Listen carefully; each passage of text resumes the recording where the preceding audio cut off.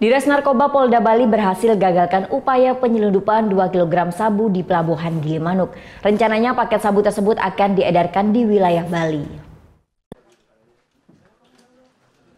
Upaya ANJ alias Empol dan AP alias Bondes menyelundupkan sabu dari Jakarta ke Bali digagalkan tim Polres Jemberana dan Ditres Narkoba Polda Bali.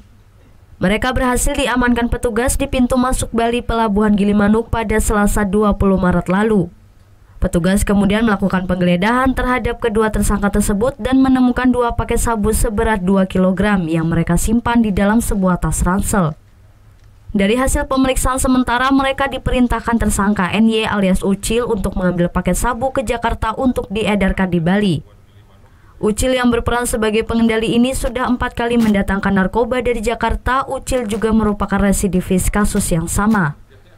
Kalau boleh disebut mengendalikan di daerah Denpasar, tim dibagi lagi untuk mengambil 1 orang yang diduga pengendalinya ini di Denpasar, dan kami bisa menangkap yang di Denpasar tersebut, sehingga tersangka yang ada di kami ada 3. Yang 2 ini yang membawa, yang 1 ini yang di Denpasar yang mengendalikan. Petugas kini masih mendalami jaringan para tersangka ini. Akibat perbuatannya, ketiga tersangka ini dijerat dengan pasal 112 dan 114 Undang-Undang tentang Narkotika dengan ancaman hukuman 20 tahun penjara. Surya Sanjaya melaporkan untuk NET. Oh yang beneran? Oke.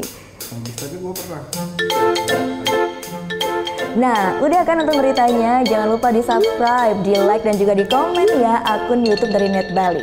Terima kasih udah subscribe. Yang belum, jangan sampai lupa. Di sebelah sini nih. Sampai jumpa.